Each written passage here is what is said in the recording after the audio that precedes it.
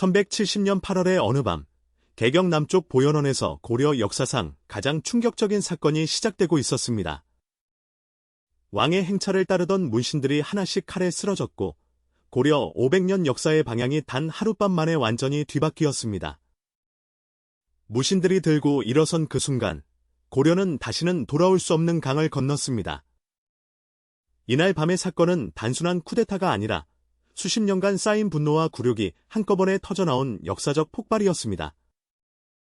왜 무신들은 칼을 들었을까요?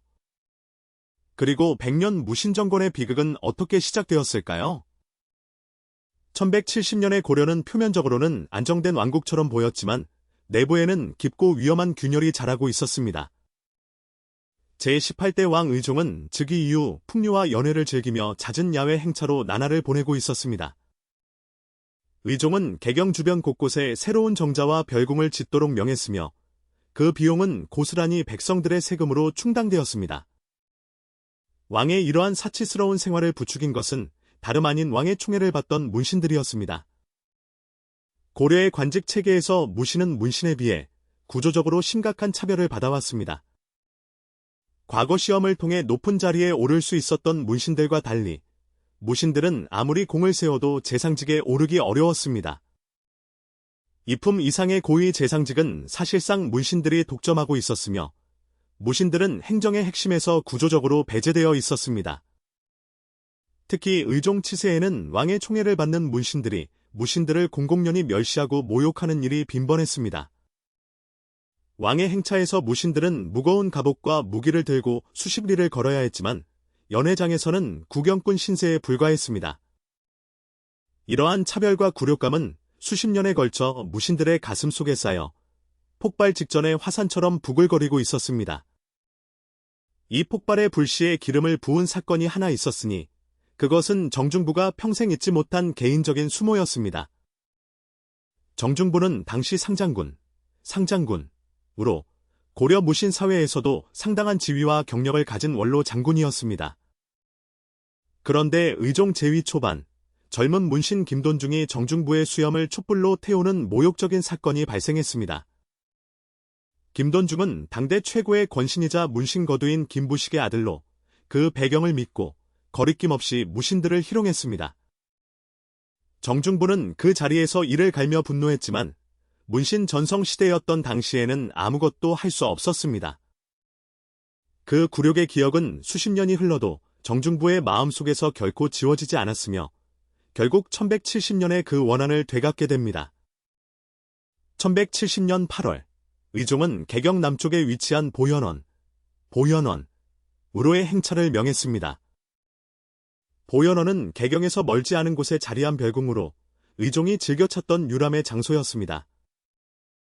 왕의 행차에는 수많은 문신과 무신들이 함께했으며 의종은 도중에 여흥을 즐기기 위해 자주 멈추곤 했습니다. 행차 도중 왕은 오문 앞에서 무신들에게 수박, 즉 격투 경기를 벌이도록 명했습니다. 수박은 오늘날 택견의 원형으로 여겨지는 고려 시대의 무예 경기로 무신들의 기계를 시험하는 유흥의 수단으로 쓰였습니다. 그런데 이 경기에서 대장군 리소응, 이 젊은 상대를 이기지 못하고 넘어지자 문신 한내가 공개적으로 그의 뺨을 때렸습니다. 이소응은 정삼품의 대장군이었으나 하위 문신이 그의 뺨을 왕 앞에서 공개적으로 때린 것은 전례 없는 극한의 모욕이었습니다. 그 광경을 지켜보던 무신들의 분노가 폭발하려 했지만 왕의 압이라는 이유 하나로 어쩔 수 없이 참아야 했습니다. 이의방과 이고는 그 순간 서로 눈빛을 교환했으니 오늘 밤이 바로 거사의 날임을 서로가 이미 알고 있었습니다. 1170년 음력 8월의 그 밤, 보현원의 어둠 속에서 역사의 수레바퀴가 소리 없이 방향을 틀기 시작했습니다. 이곳가 먼저 칼을 뽑아 왕의 행차를 수행하던 문신들을 향해 달려들었습니다. 이의방과 정중부도 곧 합류하였고 보현원 일대는 순식간에 피와 공포의 아수라장이 되었습니다. 무신들은 미리 작성한 명단에 따라 처단 대상을 찾아다녔으며 왕을 수행하던 문신들은 어두운 밤 도망갈 곳도 없었습니다. 그날 밤 보현원에서만 50명이 넘는 문신이 목숨을 잃었다고 고려사는 기록하고 있습니다. 어떤 이는 연못에 빠져 익사했고 어떤 이는 담장을 넘다가 붙잡혔으며 어떤 이는 왕 곁에 숨으려다 끌려나와 살해되었습니다. 무신들은 동시에 개경으로 사람을 보내어 수도에 남아있던 물신들도 제거하도록 명했습니다. 개경에서도 같은 밤 학살이 진행되었으니 이 쿠데타는 치밀하게 준비된 동시다발적 거사였음이 분명했습니다. 의종의 총신들, 즉 왕을 부추겨 사치와 방탕을 즐기게 한 자들이 가장 우선적인 처단 대상이 되었습니다. 그러나 거사의 열기 속에서 아무런 잘못도 없는 문신들까지 무차별로 살해되는 참극도 빚어졌습니다. 정중부가 오랫동안 원수로 여겨왔던 김돈중도 이날 밤 무신들의 칼날을 피하지 못하고 쓰러졌습니다. 수십 년 전 수염을 불태운 모욕의 원한이 그렇게 피로 씻기는 순간이었습니다. 역사서 고려사는 이날의 사건을 개경안이 피로 물들었다고 생생하게 기록하고 있습니다.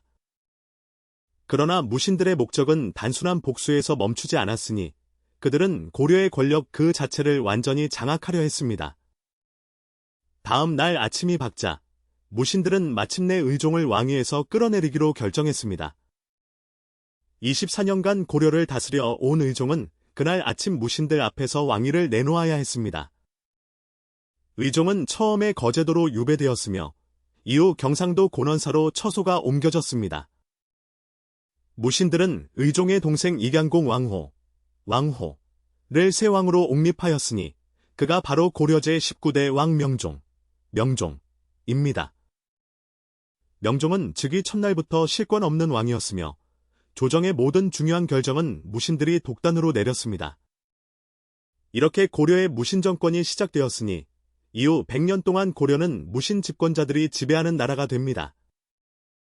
정변 이후 권력을 나눠 가진 정중부, 이의방, 이고 세 사람 사이에서 곡 갈등이 싹 텄습니다. 이고는 정변 직후 지나친 욕심을 드러내다가 이의방에게 제거되었고 권력은 이의방의 손에 집중되기 시작했습니다. 이의방은 고려 최초의 무신 독재자로서 문신들을 억누르고 국정을 전단했지만 그의 시대도 오래가지 않았습니다. 1173년 동북면 병마사 김보당이 폐위된 의종의 복위를 명분으로 반란을 일으켰습니다. 이 반란을 진압한 무신들은 유배 중이던 의종이 언제든 복위 운동의 구심점이 될 수 있다고 판단했습니다. 이의방의 부하 이의민은 경상도 고넌사로 직접 찾아가 유배 중이던 전직 왕 의종을 살해했습니다. 전해지는 기록에 의하면 이의민은 의종의 두 발을 붙잡아 연못에 던져 넣는 방식으로 왕을 죽였다고 합니다.